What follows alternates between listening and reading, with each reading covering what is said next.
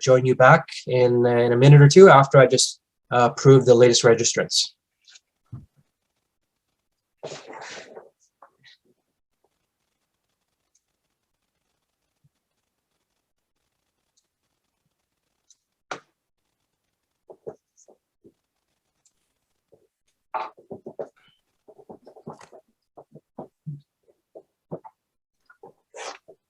Rob, you will stop sharing your screen before I begin to speak, I assume. Yes.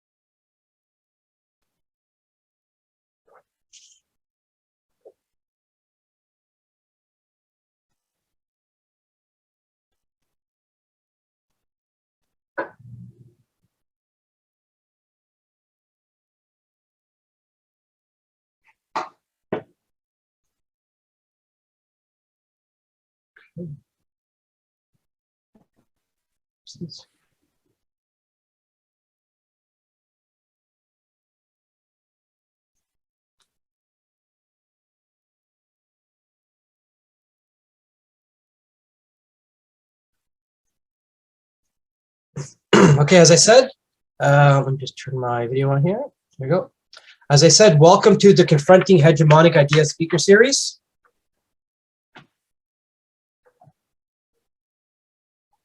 It's in support in part by the Heterodox Academy. And as you see there, there is a disclaimer there.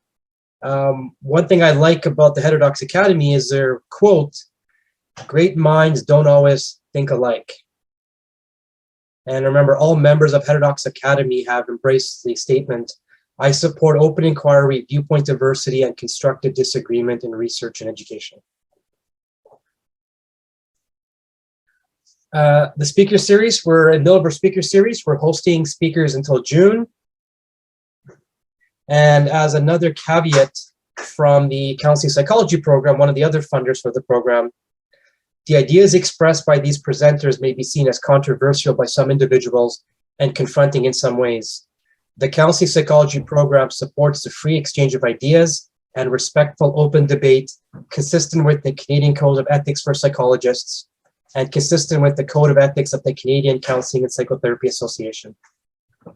These ideas expressed by the speakers are their own and no endorsement by the counseling psychology program or their views is offered or implied. The intentions of the speaker series are to increase the awareness of heterodox viewpoints and inconvenient facts and findings that do not conform to hegemonic narratives and dominant perspectives in order to promote critical thinking, intellectually rigorous research, and the ability to serve a broader range of counseling clients. After each talk, the room for those attending in person will remain available for attendees to engage in formal discussions with each other and to continue to process ideas they agree and disagree with. It's a great opportunity to practice listening to ideas of others that you may disagree with. For those attending online, a separate Zoom room will be open for 30 minutes.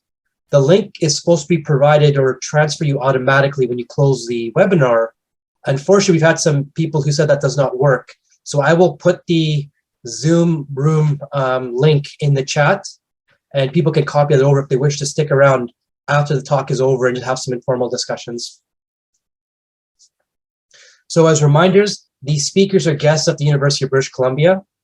And this is an opportunity to model intellectual and cultural humility and respectful engagement with speakers who present heterodox or unconventional scholarly and evidence-based research perspectives. I'm not going to go through these points below, but we believe the speaker series is actually the ethical way to be. And so we believe it promotes ethical practice in line with the two ethics codes there cited. Over the course of the speaker series, you may encounter some perspectives or research evidence that some people find extremely uncomfortable or disturbing to think about and very challenging to process with an open scholarly mind. Some other people may feel exceptionally confused, and some people may feel validated and invigorated because they now realize that they were not the only ones to think this way. All these reactions will be common, and for the students who are attending from our program, we want you to feel protected as you take risks and venture into any areas of extreme discomfort, confusion, or upsetness. We encourage you to talk it out and process your thoughts and reactions with colleagues and peers you feel comfortable with counseling psychology faculty such as your supervisor, or with me directly, or with the counselor psychologist. These could be very difficult conversations to have, but they also hold potential to spark considerable growth as a person and professional. Preparing you to become a versatile mental health professional or researcher and maximizing your ability to serve a wide range of clients who differ greatly from you requires exposure to and making sense of ideas and evidence that can threaten your belief systems. It also requires you to practice the person-centered conditions of empathy, unconditional positive regard, and genuineness, as well as intellectual and cultural humility. Now, I just want to share one of the motivators for me developing the speaker series. And it comes from a research study. And what they found in that research study was, upon graduating and starting work in their field, many of their program graduates regretted not being exposed to diverse ideas while in university. When they got off into the world of work, they were surprised at how unprepared they were to work with individuals who differed greatly from them and their social circles. And these are social service program graduates. And acknowledging their limited engagement with others who hold different ideological positions, these graduates can fade uneasiness, internal strife, and at times guilt. They recognize incongruence with their values of being civilly engaged, yet maintaining largely homogeneous ideological networks. And I wanted to share a couple quotations of some of the research participants or students or former students from that research study. Sarah said, "Sometimes turning on Fox News or reading different articles from different places, and although you may vehemently disagree with it or think that it's not true in any way, or whatever you may think about it, it's still important to read those things and interpret those things. Understand where people who have different views are coming from. Understand what their arguments are. I think that could not only help you empathize and understand those things, but also in terms of if you were having a disagreement with somebody, also helps you understand where they're coming from." Thomas said, "I started running into people that had opposite views than me, and I was not necessarily prepared to have those conversations. It's easy to have productive conversations with people that have similar views to you, but it's very hard to have those same productive conversations when people do not have the same views as you." And Stephanie from that research study said, "I think university for the most part, maybe a few times in university, but for the most part in general university didn't necessarily prepare me for real conversations about ideological differences." And so that's part of my motivation is I want to make sure that our students and all students are better prepared to have these conversations, better prepared as social service professionals, better prepared as counselors, and have the opportunity to process some of these ideas now. There is a list of speakers. We are on our March speaker, Dr. Glenn Lowry, and then we also have Dr. Elizabeth Bates, Dr. Joanna Moncrief, and Mr. Benjamin Bellett presenting later on in the speaker series. Okay, so with that said, let me introduce our esteemed speaker for today. Dr. Lowry is currently a professor of economics at Brown University in Providence, Rhode Island, and holds the title of Merton P. Stolz Professor of Social Sciences. He has received many awards and designations throughout his career, too many to mention in this short introduction. But for example, he is an elected Distinguished Fellow of the American Economics Association and an elected fellow of the Econometric Society, and that he has won awards for 3 of his books. Dr. Lowry earned his PhD in economics from MIT. His dissertation research solidified Dr. Lowry as one of the leading minds on the study of social capital, which is the formal and informal social relationships that impact success in the labor market at such an early age. And at only age 33, Dr. Lowry became the first tenured African-American professor in the Department of Economics at Harvard University, where he was jointly appointed with the Department of Economics and the Department of Afro-American Studies before moving to the Kennedy School of Government as a political economy professor. He was then recruited to Boston University to establish and direct their Institute on Race and Social Division. Dr. Lowry has focused his career on social, applied, and theoretical economics with an emphasis on topics such as social capital, welfare economics, income distribution, economics of race and inequity, and affirmative action. He is the co-developer of the Coit-Lowry model of affirmative action. Did I pronounce that correctly? The Coit-Lowry model of affirmative action. Dr. Lowry has spent decades studying the African-American experience in the US. His books include One by One from the Inside Out, Essays and Reviews on Race and Responsibility in America, and another book called The Anatomy of Racial Equity and Race. He has contributed over 200 articles, reviews, and keynote or distinguished lectures.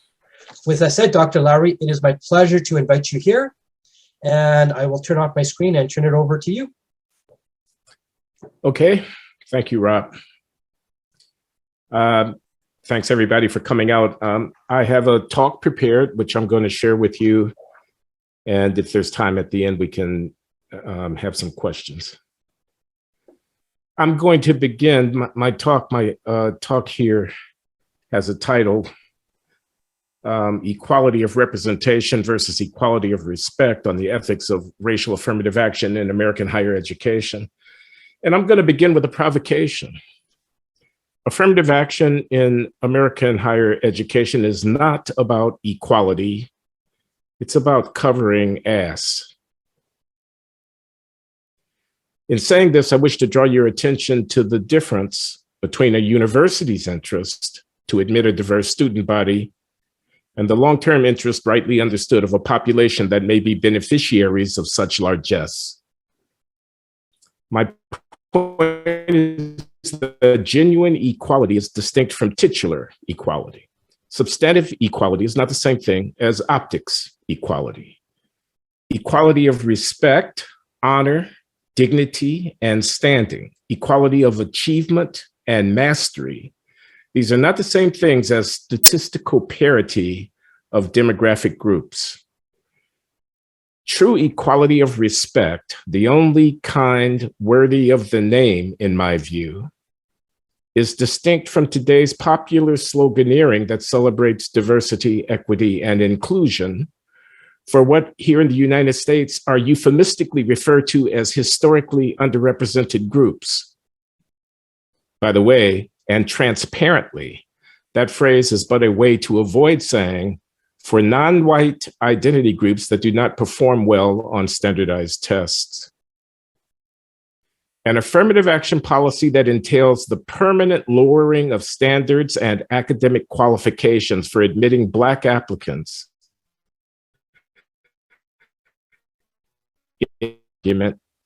not really an egalitarian policy at all.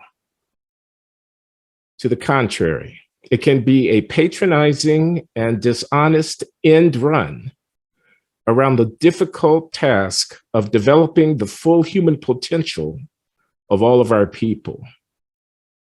As we stand here, a half-century past the advent of racial preferences in higher education admissions in the United States, I'm urging that we think carefully about institutionalizing into the 21st century selection methods that rely on racially differential standards. I urge us to consider that while such a system can equalize representation, it is not consistent over the longer term with achieving genuine equality of respect. I set this argument within a historical context. A half-century ago, Black Americans emerging from Jim Crow segregation and widespread discrimination had actually been impeded in terms of developing our competitive and productive capacities. Education was not equal in 1930 or 1950 or 1970, nor is it equal today. There were negative consequences of discrimination in employment, of segregated residential neighborhoods, and of differences in the quality of the schools young people attended. These disparities impeded development within the Black American population of our innate potential for academic performance. These effects are visible in American society even to this day, of course. Given such a history, one cannot expect that at day one, there would have been equality of test scores or other measures of achievement, since background conditions did not afford Blacks an equal chance to realize our full human potential. That was the status quo ante from which affirmative action emerged a half century ago, the baseline from which we endeavor to move. Such were the conditions in which the routine employment of racial preferences emerged. That was a difficult historical challenge, and we are now at a crossroads. We need to step back, I am arguing, and reevaluate. I am not here to object to affirmative action in principle by declaring it to be unjust racial discrimination in reverse. I am not declaring that it is intrinsically unfair to non-beneficiaries. That's not my argument. As a historical matter, in the transition from the status quo ante of exclusion, it was both necessary and proper to rely upon preferential methods as a stopgap mechanism. But that was treating the symptoms of Black underdevelopment, not curing the disease. At the end of the day, we must address the fundamental developmental deficits that impede the ability of African Americans to compete. Rather than doing this, we have settled into a second best remedy, using lower admission standards. This, in my view, is a profound error. It is a mistake, I am arguing, to use preferences to cover for the consequences of our racially unjust history. It is cheap grace for elite higher education, and ultimately, we Black people are left with the short end of this deal. The permanent reliance on racial preferences to select elites invites patronization, condescension, contempt, dishonesty, shame, and the erosion of standards in those selective venues where the competition for status is most keen. I am not here concerned with any particular mechanism of selection. You may not like the SAT scores. You may prefer to use letters of recommendation or high school grade point averages when deciding on college admissions. But whatever the mechanism of selection,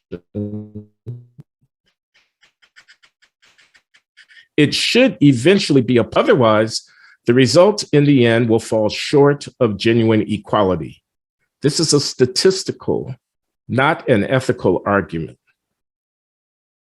My point is that there will surely be a post-selection difference in the performance of students by race if one uses different pre-selection criteria when choosing them, just as long as the pre-selection criteria being used actually correlate with the post-admissions performance. If these selection criteria, standardized test scores, earlier grades, advanced placement enrollment, quality of writing, whatever other indicia of qualification one may use, if these things are not correlated with performance, then they should not be used at all to select admittees, especially when they have a disparate impact on a historically disadvantaged group. Such criteria have been used, however, precisely because, as we all know, they are, in fact, correlated with post-admissions performance to some degree. The context matters, of course.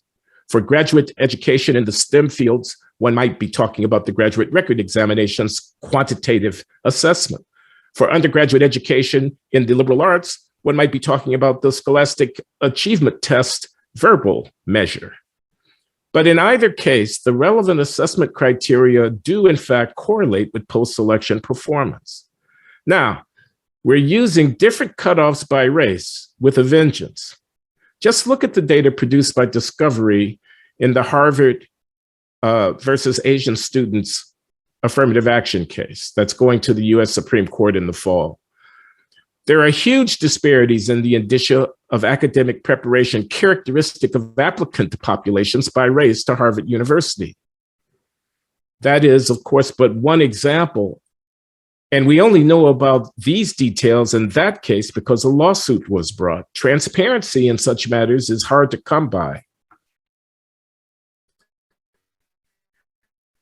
I argue that where we have different criteria of selection by race, there will be different post-selection performance by race if the criteria in question correlate with performance. That's not my opinion. These are large samples, so that is a statistical necessity. What is the consequence of that? We're in the right tail. Remember, we're selecting elites. The consequence of using racial preferences to promote representation of the disadvantaged in venues of high selectivity is either that we acknowledge this post-admissions performance disparity by race, or we do not. We cover it up by flattening our post-selection performance assessment criteria. That is to say, we either humiliate those being preferred or we pretend these predictable racial performance disparities do not exist.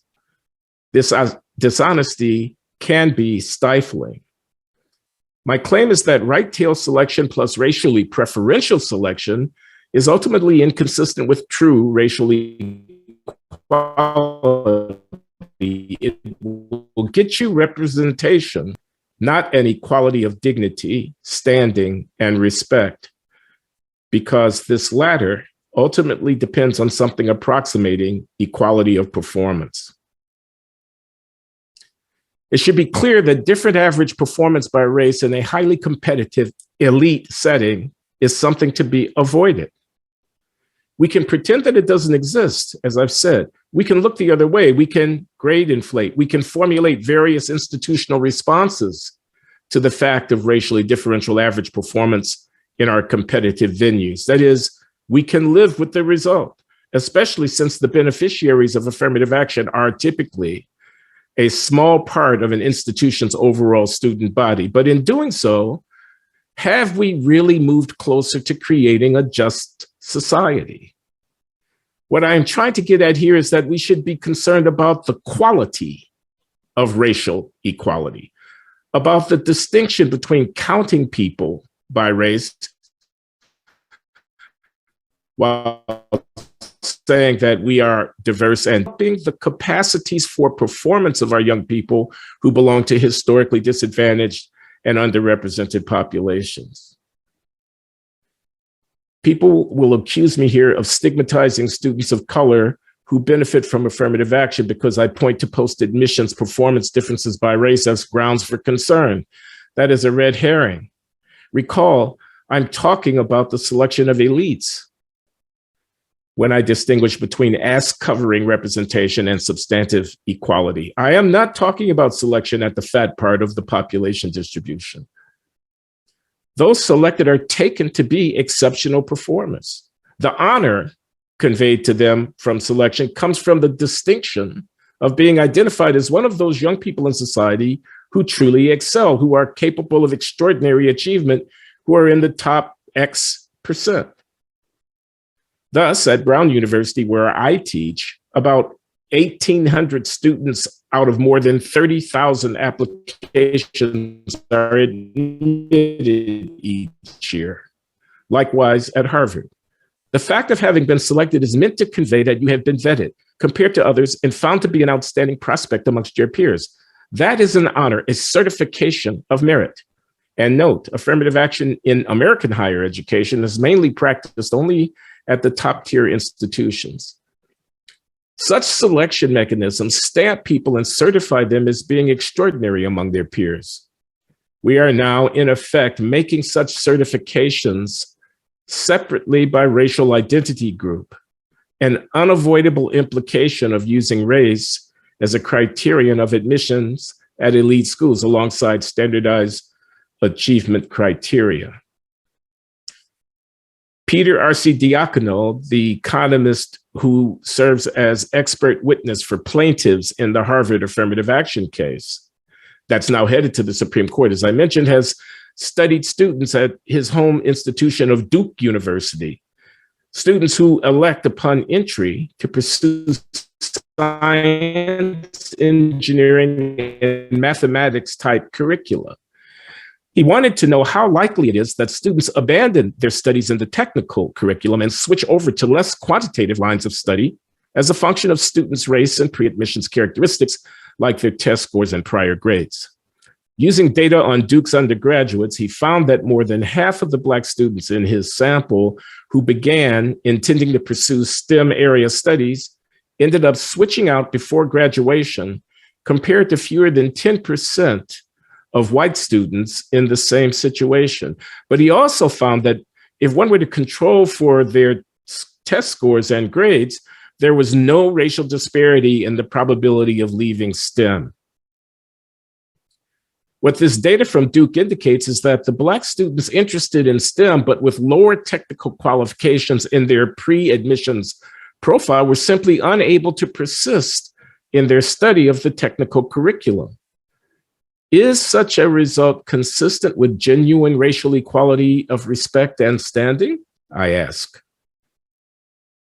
I'll give another example. I have been told on more than one occasion, sotto voce, by law firm partners in New York and Chicago that for optics' sake, their firms hire associates of color who they do not believe are particularly qualified.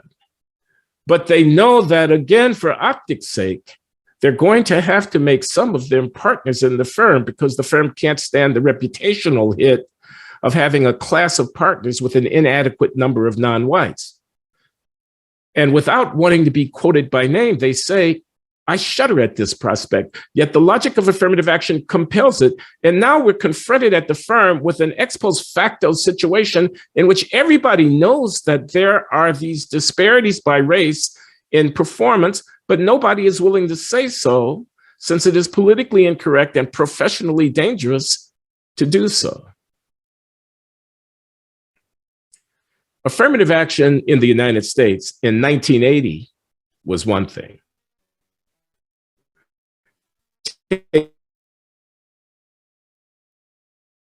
Discrimination to an era of aggressive efforts to achieve diversity and inclusion. However, affirmative action as the institutionalized and ongoing practice of using differentiated standards by race when selecting amongst applicants who compete for highly valued positions is another thing altogether. If equality of respect is what we seek, then the latter is extremely problematic. Let me now consider some possible rebuttals to my argument. Putting race aside for the moment, it is a fact that elite colleges in the United States also give preferences to people from underrepresented parts of the country, like Idaho, say, since they don't want all of their students to come from Massachusetts or New York, so-called geographical diversity. Moreover, at a place like Harvard, the acceptance rates for legacy applicants, that is, children of alumni, is higher, considerably higher than it is for the general population. So, Professor Lowry, my critic, might continue, you say that fake equality impairs the certification of honor and excellence by employing different standards for Black people. Doesn't that objection also apply to geographical diversity? And doesn't it apply in spades when thinking about legacy preferences? My response to this criticism is as follows. When thinking about the relationship between equal representation and equal respect, we must consider background conditions under which various groups that we can identify, legacies, athletes, those from rural backgrounds, Blacks, are operating. It is, of course, true. The rich kids with 3 generations of Harvard alumni in the faculty who gets admitted ought to have some kind of asterisk next to his or her name. They got into Harvard only because their father bought their way in, a person might say.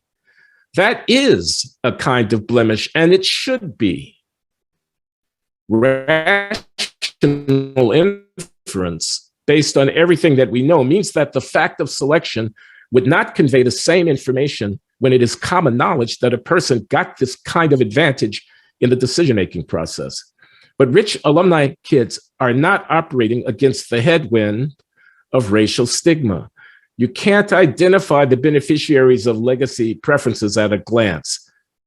It may be that they can live with that asterisk in a way that someone like myself, and this is my personal assertion, perhaps not every Black person would affirm it, in a way like someone like myself would not be prepared to live with.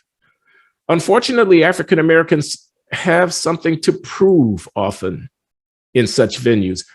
Unfortunately, a shadow of doubt sometimes hovers over us, precisely because of the history of race and racism in the country. This means that people begin with the supposition that we're not good enough, and we often have to show that we are. This is not fair, I agree. But I would argue, given the background historical conditions in which we find ourselves, it is the way that things are. People know that we are coming in with all of these disadvantages, and we are faced with the need to demonstrate through our performance that we have actually overcome them.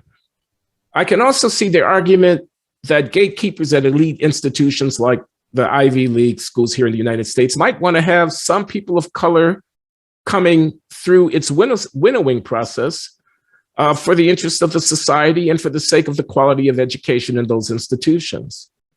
This is the argument that William Bowen and Derek Bach make in their classic book of 20-odd years ago, The Shape of the River, that society as a whole has a profound interest in having within its stratified elites representative numbers of Black people to sustain the legitimacy of our institutions and to facilitate their smooth operation in a diverse society.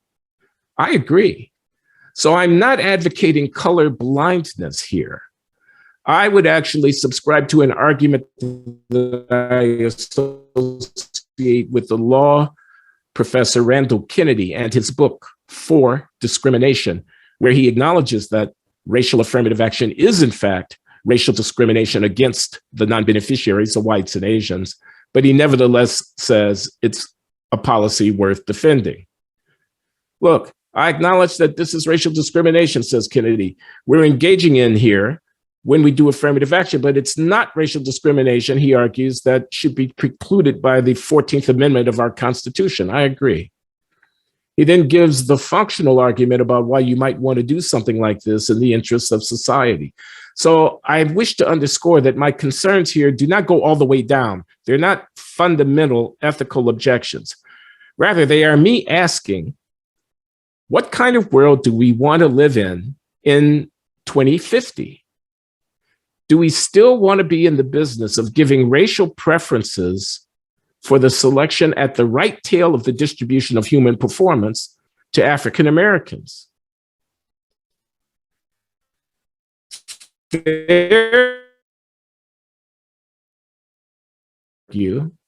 And we should be pursuing it to direct societal attention at the underlying structures generating these differences in performance.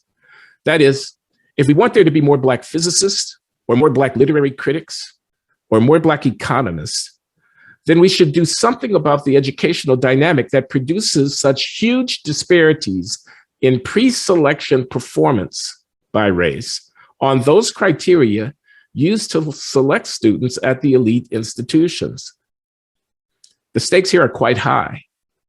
Racially preferential treatment in elite higher education normalizes a way of thinking about race, about equality, and about equity that has far-reaching implications. So, I am an economist. I have been teaching at Ivy League institutions for most of the last 4 decades. I'm actually pretty good at what I do. I have many papers published in top journals. Some have been cited thousands of times. I wouldn't mind winning a Nobel Prize in economics one of these days, though, of course, that's very unlikely to happen. Still, no Black American has ever won the Nobel Prize in economics. Now, suppose some well-meaning activists were to petition the committee that decides such matters on behalf of urging greater diversity in awarding this prize. That would not be a good thing from my point of view, because the honor I would like to bask in would become unattainable were there even a hint of political influence on the process of selection. Now, of course, you may say that this is the view of that only a privileged person could adopt, and I agree, I'm a privileged person. You may say that, Lowry, you're in the top 10% or the top 1% or whatever it is of scholars with respect to this particular measure of virtuosity in economics research, and we can live with you not getting all of the accolades or all of the honor that that you might seek of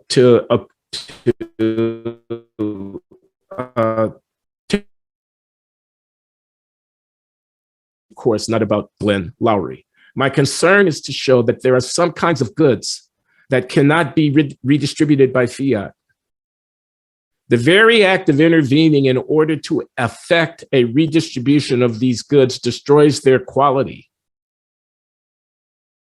I think human distinction is one of those goods. Are we not seeing precisely this point being illustrated with President Biden's recent nomination to fill a vacancy on the United States Supreme Court? I'm issuing a cry from the heart here. Please don't patronize my people. Don't judge us by a different standard. Don't insult us with the soft bigotry of low expectations. This is a plea with elite gatekeepers to pull back from the brink. I don't know that it's even an argument as much as it is behind it. The consequences of American history have left us here in the United States facing a huge project of developing the human potential of African American people in this society. The legacy of our ignoble past is partly reflected in deficiencies and inadequacies of performance, so that the relative number of Black people excelling at certain kinds of rarefied intellectual pursuits is low. That's a problem. I wish to address it. Taking the long view of history, the only viable solution to that historical inheritance, I maintain, is to focus on enhancing the capacities of African American people to perform. That is a huge, multi-dimensional, decades-long project. Institutional reliance on racial preferences merely diverts us from that necessary task.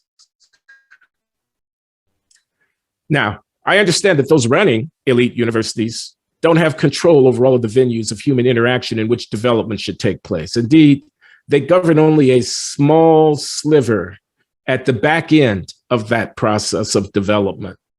They don't control primary and secondary education. They don't control preschool education. They don't influence family life and peer group culture and the extent of economic disadvantage that impedes many young people from greater achievement. They don't control the federal budget for supporting low-income families, and so on.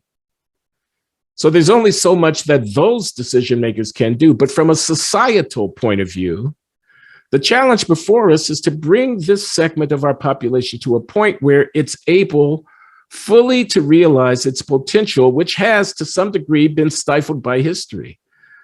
And I want this to be done in a way that doesn't patronize that population and that doesn't abandon our standards of excellence. We are now in the year 2022. We are more than a half century past the advent of affirmative action in the United States. We need to take stock. We need to be serious about assessing the consequences of what we have wrought.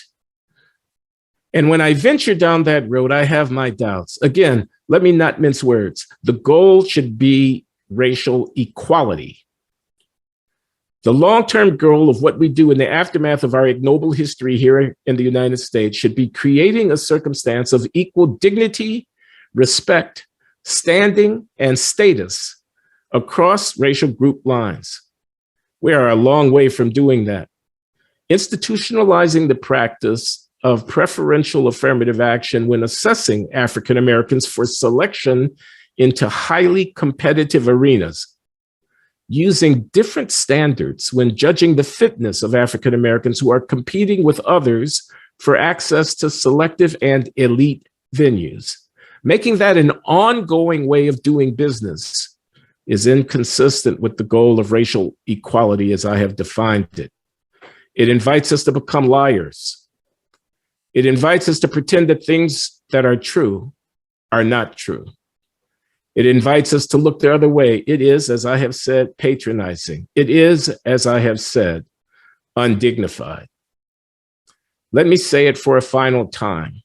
Knowing that I am being judged by standards that are different and less rigorous in virtue of the fact that my ancestors suffered some indignity is undignified. It's patronizing. It's not equality. It's the opposite of equality. Fair treatment for all, regardless of their identities, is what we should strive for, not a parity of group representation. This general point applies far beyond the historical context of race in the United States. So let me close by emphasizing the general applicability of my concerns here, because I think there's a fatal contradiction at the heart of arguments for group equality of social outcomes. In my considered opinion, we ought not to expect this, and we ought not to make achieving it our goal. Equality of opportunity, not equality of results, is the only defensible public policy goal in my view. The dogged pursuit of equal results between racial groups across all venues of human endeavor is a formula for tyranny and yet more racism. Here's why I think so. Identity-based arguments for group equality begin by positing that groups are different. Jews are different from South Asians, are different from East Asians, are different from Blacks, are different from Latinos, different in their culture, different in their orientations, different in their identities. And that these groups have identities which deserve to be acknowledged and respected. When someone tells me I identify as a member of Group X, I'm given to understand that this is a part of their personhood which warrants to be taken seriously and given credence. So for the egalitarians, groups are fundamental building blocks of society. It is not a matter of indifference. We are in these various boxes. Groups matter. Their cultures and heritage matter to their members. The music they listen to, the food they eat, the literature they read, the stories they tell their children, all of these things for the identitarians are important, and they all vary across groups.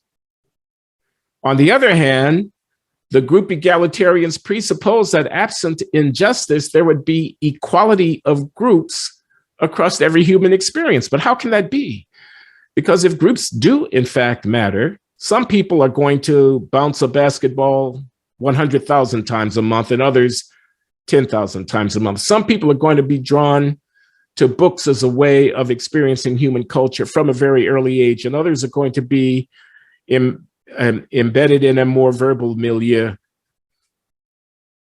There are differences between groups. Groups matter, after all. They are not all the same. They don't do the same things. They don't believe the same things. They don't think. Now I have population groups that have their own integrity, expressing themselves in how they live, how they raise their children, how they spend their time. This will inevitably result in different representations of the group's members across various human activities. The various group members will not all be involved in academic pursuits, in the business world, in the financial sector, in the professions, in sports and entertainment to the same extent. They will not all have the same occupational or professional profiles. If groupness matters, as it does for the identitarians, then this groupness must find its expression to some degree in how people live their lives. How then can egalitarians insist that society is unfair and yes, it yields an equal proportionate representation of these groups in every human enterprise? That's a logical contradiction. Acting in a determined way on that contradiction can only lead to tyranny, to disappointment, to conflict, and to more racism. For if we try to erase those cultural and behavioral distinctions that constitute the substance of groupness, putting everybody into one social milieu, overriding the autonomy of parents, socializing child rearing, and so on, we might, at the end of the day, be able to flatten the social terrain enough to achieve group equality, but to do so would be, as I have suggested, tyrannical.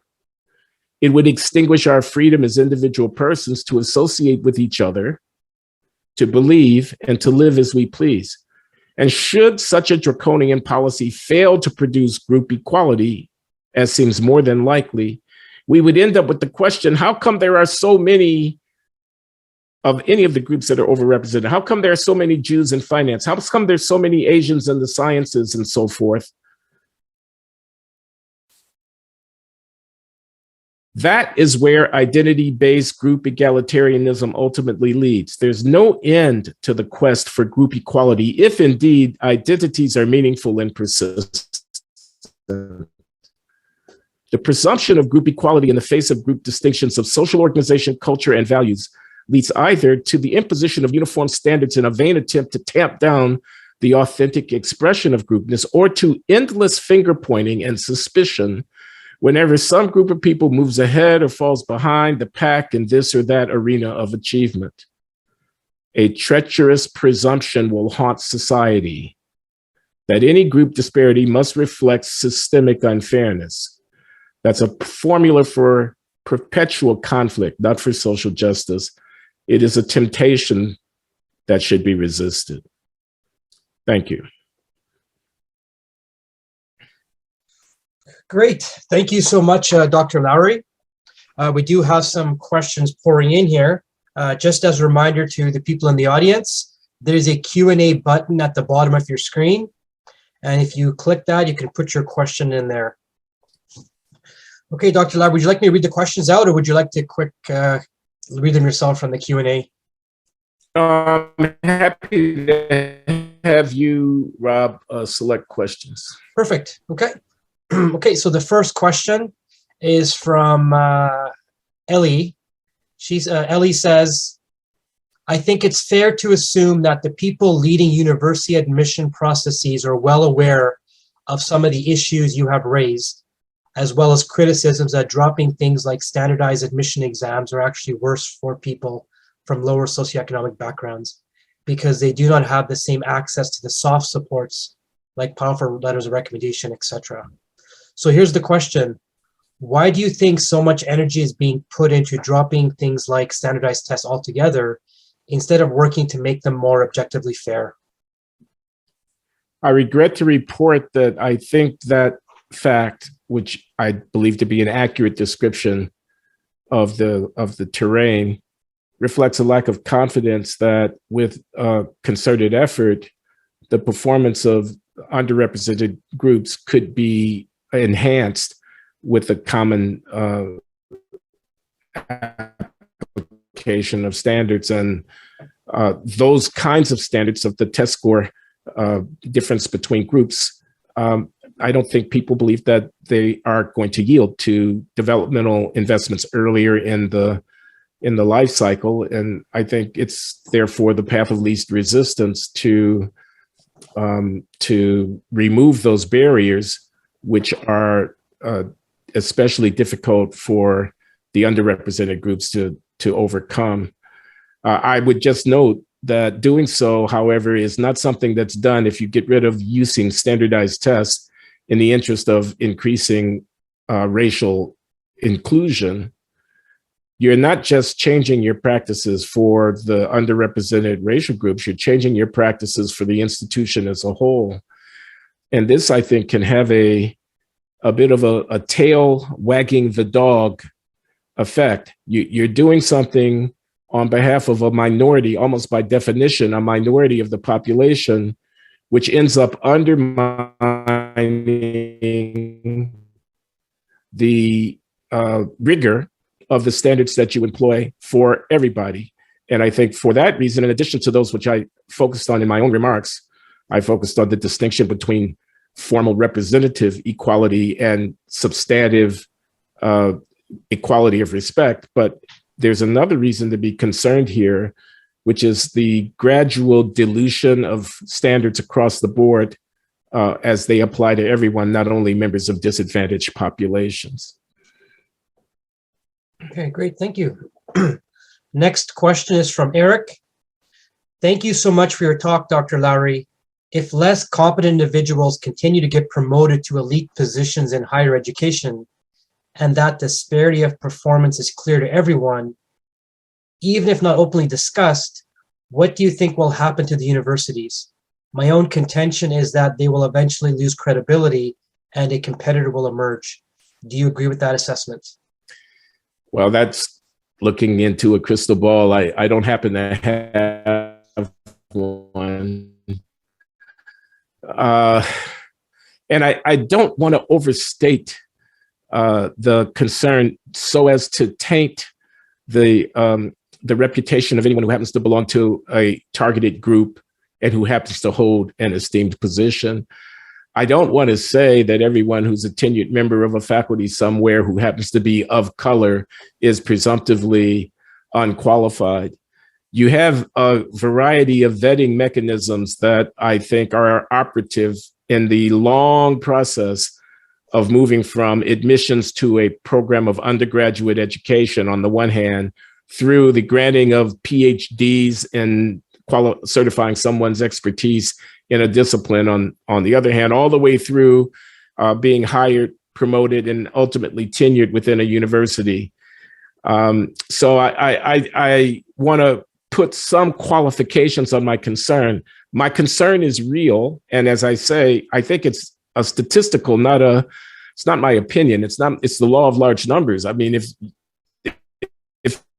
indeed the criteria are correlated, if you select enough people and use different cutoffs for the selection, you can expect that on average, you're going to have different performance after the fact. But it's not categorical. I don't mean to say across the board and without exception that people who belong to preferred groups are necessarily not themselves up to snuff. But let me address the part of the question about emerging alternatives to the university. That kind of institutional innovation that's the long, that's the long run. That's the long run.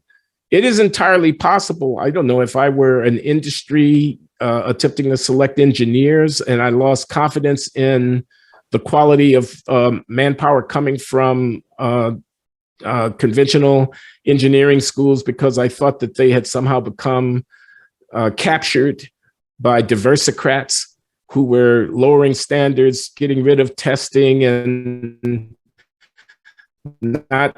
changing the curriculum in ways that accommodated people who were weaker on the quantitative side. I might not select from those universities and all of that, but that would take a long time to happen. If for alternatives to emerge, they would also have to establish their own credibility. There are both just natural obstacles to that.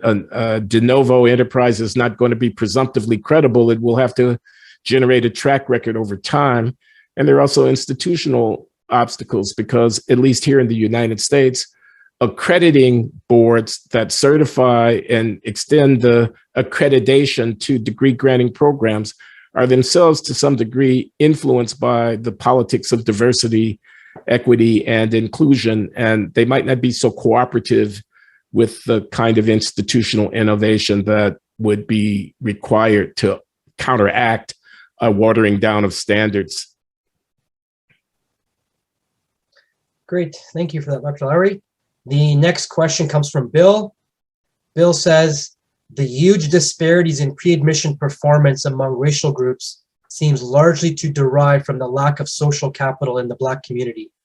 How can this be addressed when the dominant, politically correct explanation for the discrepancy is structural racism? The solutions to structural racism, to the extent that it exists, will do little to address the lack of social capital in the Black community, and thus little to address the discrepancy in academic performance and its consequences. I fear that we will waste our resources and attention on addressing structural racism rather than solving the real problem. All I can say is I agree with that statement. Structural racism is many things to many people. What it seems not to be is let's find which enriched preschool interventions actually raise the cognitive functioning of 6-year-olds who come from single parent families with relatively low incomes who have not had a lot of verbal stimulation in their first 18 months of life. Structural racism doesn't address that. In a city of 1 million people where the performance as measured by the National Assessment of Educational Progress, which here in the United States is a uniformly administered nationwide testing regime that assesses educational progress for our youngsters at the 4th, 8th, and 12th grade levels, where we have 60% or 70% of the youngsters testing below basic proficiency in math and reading. What are we going to do about that? And there could be many answers to that question, but structural racism fighting is not one of them. It doesn't say what are we going to do about the fact that the nature of social life, you say social capital, and I take that to apply broadly.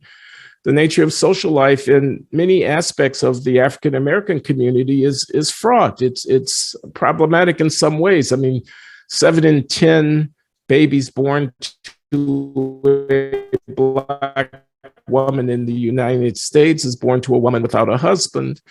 And one does not have to one does not have to wag one's finger in the face of the unwed mother to recognize that if a group has that profile of family organization, the developmental prospects of the youngsters in that group may to some degree be impaired. And again, I don't think the finger pointing of structural racism addresses that set of issues. So that's why I focus on development.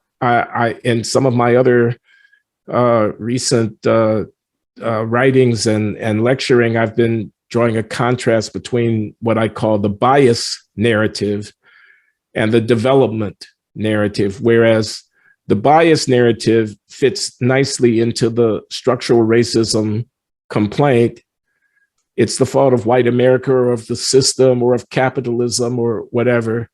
The development narrative focuses on the processes by which people acquire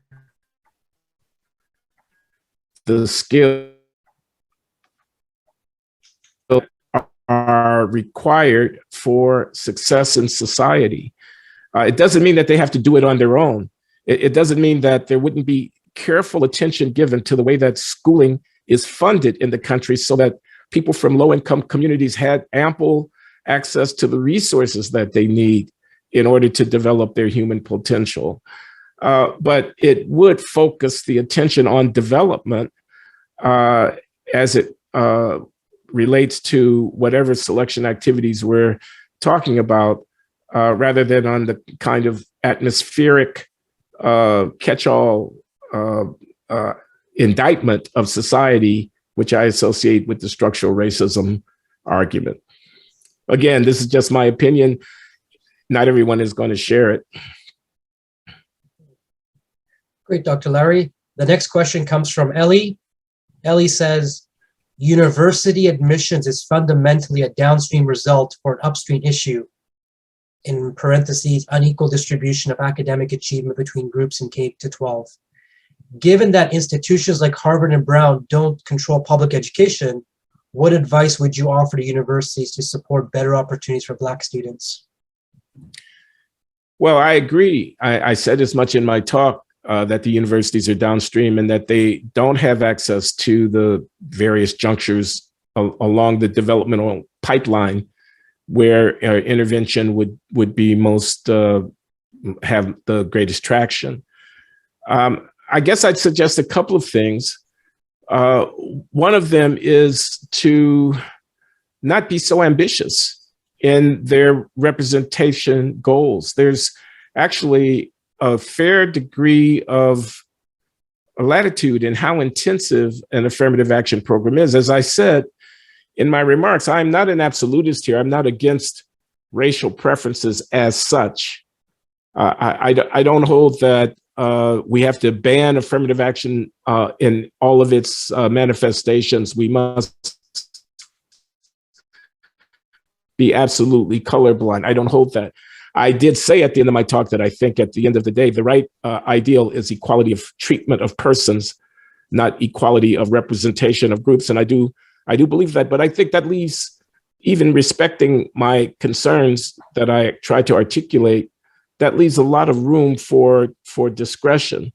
So, I mean, just to be concrete, if African Americans here in the United States are 12 or 13% of the population, a university need not aim to make its student body mirror those population percentages. It could have, as I say, a less ambitious goal.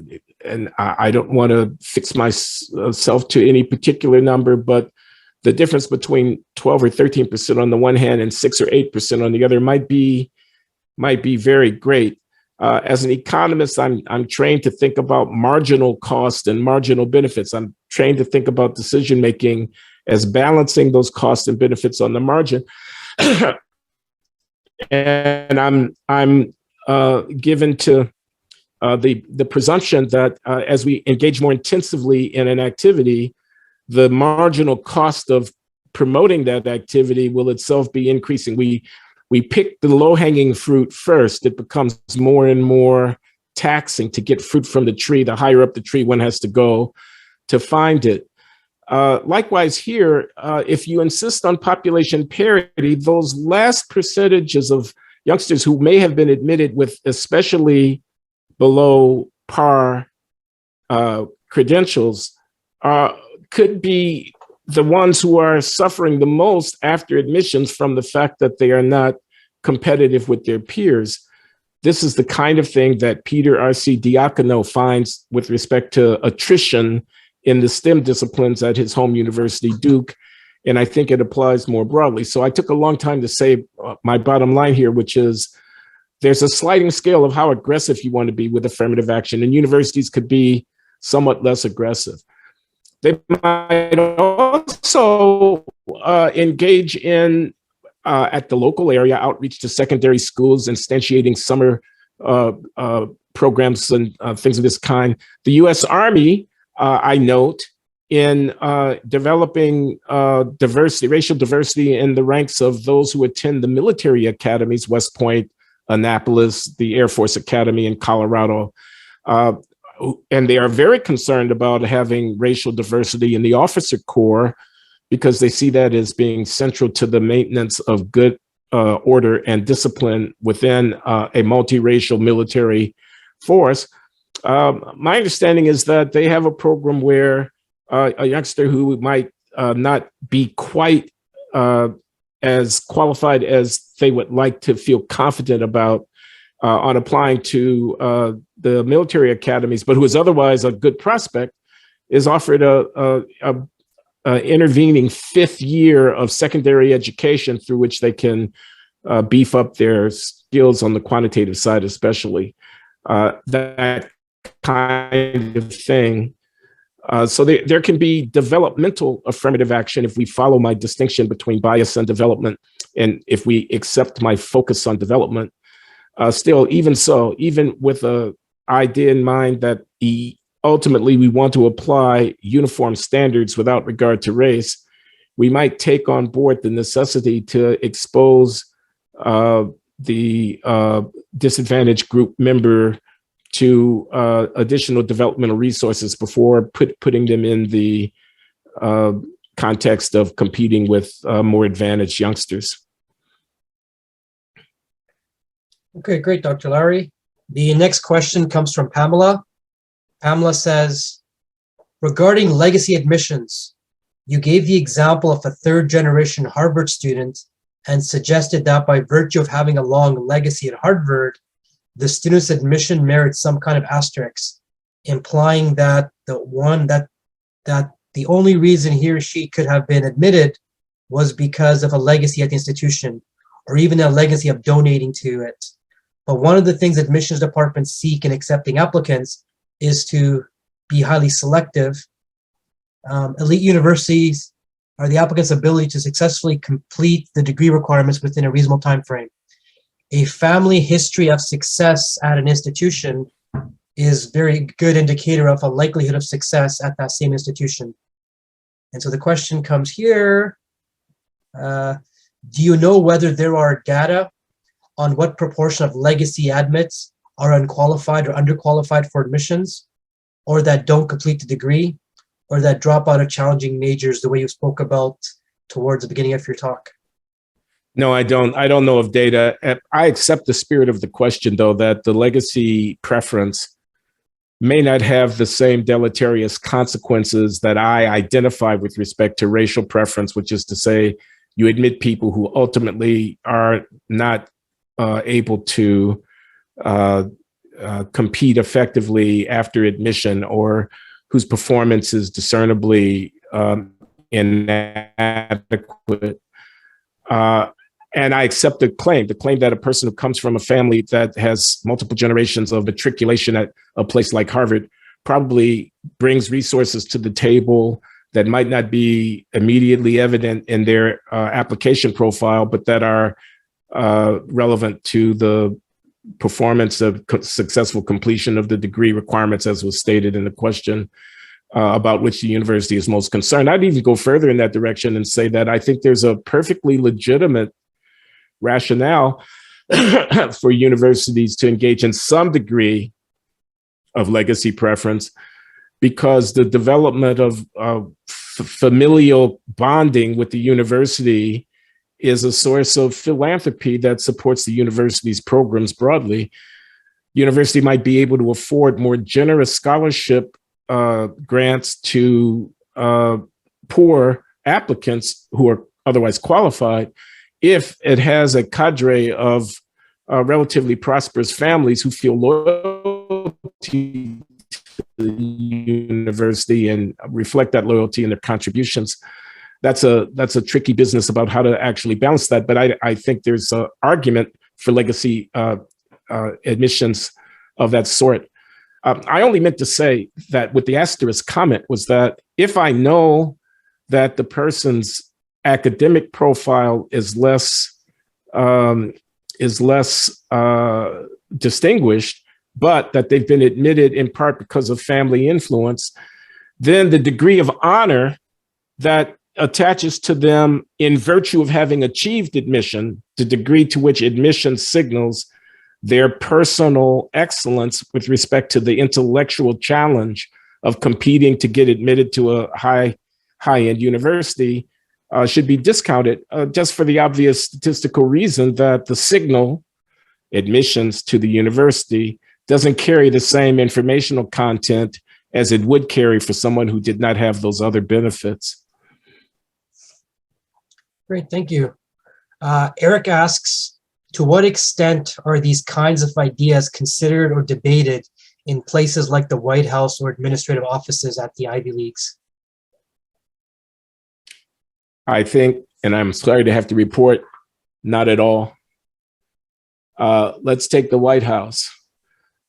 So Ketanji Jackson Brown, sitting federal appeals court judge in the District of Columbia, has been nominated by President Biden for a seat on the United States Supreme Court that has been made vacant by the retirement of Justice Stephen Breyer. I don't know Judge Jackson Brown I don't know her, and I mean no disparagement of her qualification here at all. I simply don't know. I gather, as a graduate of Harvard Law School and as a person who has served in various capacities in and out of government, including the service now for a year or so on the Circuit Court of Appeals for the District of Columbia, that she's within the ballpark of people who've been nominated to the U.S. Supreme Court in the past, and that's all well and good. President Biden, before he became president, when he was running for president, made the commitment in the heat of a highly contested contest for the nomination of the Democratic Party for the office of president of the United States, that were he to get the opportunity to appoint someone to the Supreme Court, he would choose a Black woman. He would make history, quote unquote, by selecting a Black woman, because a Black woman hasn't served. In all the years of the United States Supreme Court, not a single Black woman has been seen fit to, et cetera. You know how that rhetoric goes. Now, I offer you the following anecdote for consideration. I have had a heart attack, let's suppose. I haven't, but let's suppose. My doctors tell me I need open heart surgery. They're going to refer a physician to do the procedure. And they say to me, I tell you what, we're going to restrict our attention in looking for a cardiological surgeon to Black women, because we know that your political commitments to diversity, equity, and inclusion are what they are. And we think that that's the right thing to do. And I think that I would feel that I wasn't being well served by that, not because I don't believe in equity and inclusion, or because I somehow have a prejudice against Black women, but only because of the statistical observation that with African-American women being such a small part of the total population of heart surgeons, the a priori restriction of attention to that category would leave me wondering whether or not the best qualified person to perform the procedure had been selected. The same consideration of logic, not opinion, not emotion, but logic would seem to apply in this case. Whereas the president might have induced a very different reaction if he had kept his cards closer to his vest and had simply within himself determined that were he to have this opportunity, then he would select an African-American woman for the exalted position, and then done it. It would have created a much different circumstance ex post facto about the presumptions that any onlooker could reasonably be allowed to reach concerning the qualifications of the person in question. Again, I don't want to be misunderstood. I'm sure that Judge Jackson Brown is a fine jurist. I don't worry for the future of my country. But if I were and I'm not, a rabidly ideological, left-leaning legal scholar, and I saw the shaping of the Supreme Court developing as it has done in the last, since Donald Trump nominated and succeeded in getting confirmed 3 conservative justices, I might be looking for someone who would be not just qualified, but absolutely extraordinarily intellectually virtuous to give voice to the shaping of the law going forward, because they're going to be writing a lot of minority opinions. It's a 6-3 conservative majority on the court. The liberal judges are going to be writing a lot of minority opinions. I might have been looking for, and please forgive the reference, an Antonin Scalia of the left. That is to say, someone whose intellectual virtuosity would be able to create a template through their engagement with their conservative colleagues, such that a generation or 2 from now, their opinions would stand out for clarity, for probity, for profundity, and would be a framework around which to build a counter legal movement. Perhaps Judge Ketanji Jackson Brown is such a person, but perhaps not. Okay. Next question here is from Randall. What do you think of the ethical problem of genetic engineering for all people, making it possible for all parents to have the funding to allow more brilliant, healthy, and beautiful children? Is massive eugenics ethical? I'm not qualified to address that question. No, I mean no disrespect to the questioner. Please don't ask me to opine about eugenics. First of all, have you not noticed that cancel culture is afoot in the land? Need I say more? Okay. All right. Next question from Andy. What is the first thing you would do that would create more equality of opportunity?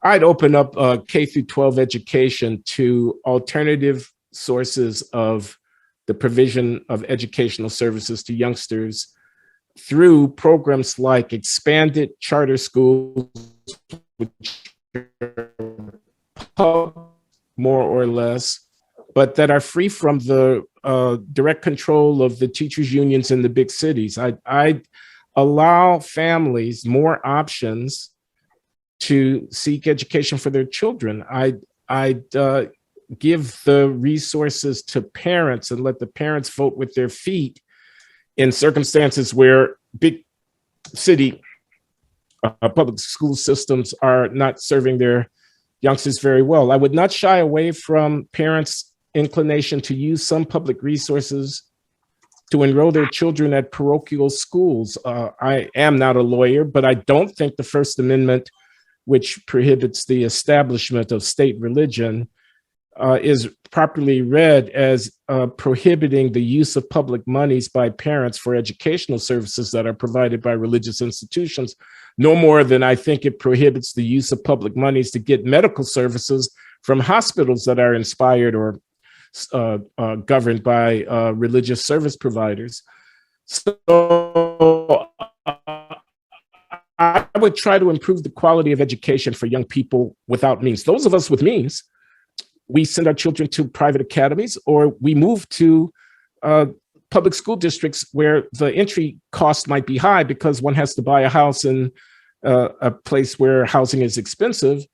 But a consequence of living in such a place is to be able to send your child to a school that functions very well. We are already voting with our feet and making choices on behalf of our children because we have the resources to do so.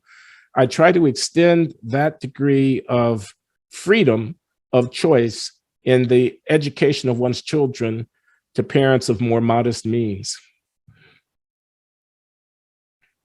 Okay, great. Next question from Maria. Thank you for your talk, Dr. Lowry. Previous research has found that in applying for jobs, white and Black applicants with equal qualifications receive different response rates. Many of these studies have found that the Black applicants receive fewer responses to their applications than their white counterparts. These findings suggest that even when the candidates have equal qualifications, white candidates receive preferential treatment. Considering this, how can university admissions committees address this issue? I don't think university committees can address that issue. University admissions committees are only addressing the issue of whom will they enroll as students in their institutions. I know of the audit studies to which the questioner refers. There are now many. And I appreciate the concern that the fact that the average response rate to a resume with a name on it that sounds like it's an African-American name may be lower than a resume with a name that sounds like it's a white American name. I think that that's a reality in the world. I do, as an economist, have to caution against too quickly concluding that experiments of that sort, and these are all experimental studies where testers are sent or a hypothetical employment application is crafted, and then we see how employers respond. I hesitate to draw conclusions from that kind of experiment about the actual market opportunities of people. The easiest way to explain my concern is if I have to apply 5 times instead of 3 times before someone says yes, that's obviously a burden, but it doesn't mean that I won't eventually find a job. Most people will continue to apply until they find a job. More generally, what the testers do is they measure the average degree of discrimination in the marketplace. But because of sorting, if a group is the victim of discrimination on the average, there still may be employers on the margin whom they can find who will not discriminate. If the group is not that big, then enough of these marginal non-discriminatory employers may exist such that even though the average employer is slow to hire them, their effective employment rate wouldn't be much influenced. Now, that was a hypothetical illustration of the broader point. The method of assessing discrimination through testing is fundamentally limited by the fact that in reality, workers don't go at random to employers. They find the employers who are willing to hire them. And the real question is about action at the margin, not action at the mean. I know, again, I may not have done an adequate job in explaining that point, but I refer any interested person to the paper by James Heckman, the Nobel economist at the University of Chicago, which is in the Journal of Economic Perspectives Symposium on Employment Discrimination from a long time ago, 1998. But if I were teaching an undergraduate labor economics course, I'd start on this subject with that paper so that my students could see that while it's evocative and not without interest to carry on these experiments, it's also not definitive in terms of assessing the degree of actual experienced discrimination. Okay, thank you. The next question here is from Rebecca. Rebecca says, I'm not at an elite college campus, but a community college in California. We accept 100% of applicants that meet our students where they are, as we should. Nevertheless, we see disparate outcomes in student retention, persistence, and success that show Black/African American students are struggling. Our institutional response has been an embrace of DE, diversity, equity, inclusion, and CRT, I guess critical race theory ideologies that posit racism as a reason for any disparities. Accusations of white supremacy are casually dropped in almost every conversation, and any resistance to the Kendi-Angela paradigm yields further accusations of white fragility requiring additional training, along with marginalization and targeting by colleagues. The California community college system employs de facto affirmative action in its hiring processes and is on the brink of adopting a diversity, equity, and inclusion framework to be applied to all employee and tenure review decisions. My question is, how can we resist hegemonic ideas under such conditions? My God, I have no idea. I think the battle well may be lost. I am moved by the question at some level because you're right. I had been restricting my attention to the elite universe of right tail selection of places like my home institution, which accepts 5 or 6% of the applicants. And I talk about disparities in performance by race after admissions at places such as that. Such disparities must pale relative to the experience of an institution which is taking all comers, a community college kind of situation, and which is dealing with not those in the African-American population who are themselves amongst Blacks, among the most advantaged Black people in the country, even if their test scores are lower on average than those of white and Asian competitors, but rather is dealing with the population of youngsters coming out of high school who have not learned how to read and count and write a good sentence effectively at the K through 12 level, and who are now sitting in a composition class or an elementary mathematics class or a literature class at a community college. And the response that's described in the question to the fact of ill preparation in our charges seems not to be one of taking up the burden of remediation. We have these youngsters here. They do not know how to read a text and tell me what it says with any kind of coherence. They're unable to express themselves with the written word with orderly and effective manner. Let us see what we can do to teach them what the high schools didn't teach them, so that at least when they leave here, they'll have that degree of mastery. Rather, the response to the obvious condition of undevelopment is to ignore the developmental task and find a place to point a finger. That feels to me, I must say, and it's easy for me to say sitting here in Providence, Rhode Island, like a profound corruption, like ideology run amok, a disservice to your charges, who will eventually need to go into the world. They will eventually have to find employment somewhere, and they'll have to function as citizens in an increasingly technically complicated environment. So I feel for the questioner, but I'm sorry, I regret, don't have much advice for him or her. Okay, we only have 5 minutes left in our time, and so I won't get to all the questions, but I'll remind the audience that I've just reposted the Zoom link in the chat for people who'd like to stick around in small groups on Zoom and just debrief and talk about the talk. But I do want to get to a couple more questions for the last few minutes. The next question is from Nina.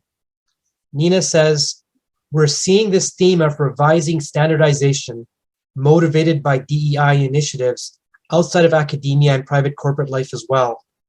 I was wondering if you were aware of the disparity in standards, performance cutoffs across sex and race-based groups in the US military to perform the same jobs, and what do you think the implications of this could be, perhaps in both military readiness and undermining interpersonal regard?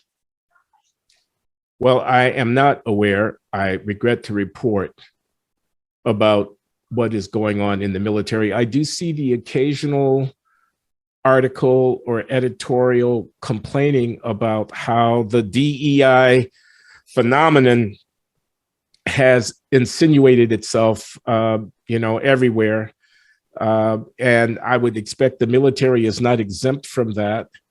On the other hand, you might think the military, given the absolute critical role that it plays in maintaining our society, in the extreme case that it should actually be needed to engage with the threat to the society, that you might think that they would hold out against these pressures. And you might think that the result of a degradation of effectiveness as a consequence of pursuing diversity would be abhorrent in the minds of military leaders.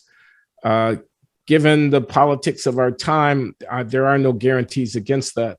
So I'll have to take the questioner's characterization of the circumstance as a fact for the sake of argument, because I can't speak to it from my own independent source of information. I do know this. I do know that the Armed Forces Qualification Test, the AFQT, which is a standard measure in many of American data sets, the National Longitudinal Survey of Youth, for example, is one such which has been employed by many researchers to assess various aspects of American social. There, I don't know all that much about test validation, but I do know that there's a fairly strong evidence that performance on the mental ability tests like the AFQT is correlated with functioning on a concrete task that military personnel have to engage in order to do their work. So the specter of DEI ideology undermining the use of such objective ability assessments for tasking people in the military is alarming and would carry with it at least a concern to be validated by evidence that the readiness and performance of the services would be undermined as a consequence. Great. Thank you, Dr. Lowry. We did not get to all the questions as I suspected, given how many that I saw. And so I'm definitely going to encourage those people who had questions that weren't answered to stick around and switch over to the discussion groups that we will be having as soon as we end the talk here. But I wanted just to thank you, Dr. Lowry, for such a stimulating talk and something that spawned so many questions, and something, as I mentioned, is quite relevant to what I mentioned to you is what's happening at the University of British Columbia. For example, as I mentioned to you, they're putting in special fellowships for Black individuals to spend an extra year completing their PhDs, which seems relevant. They're having special admissions for African Americans, affirmative action based, to our medical program. They're allowing them to switch some of the standard admissions criteria. I think the example I gave you earlier was they can sub out one of the criteria for a statement of their lived experience.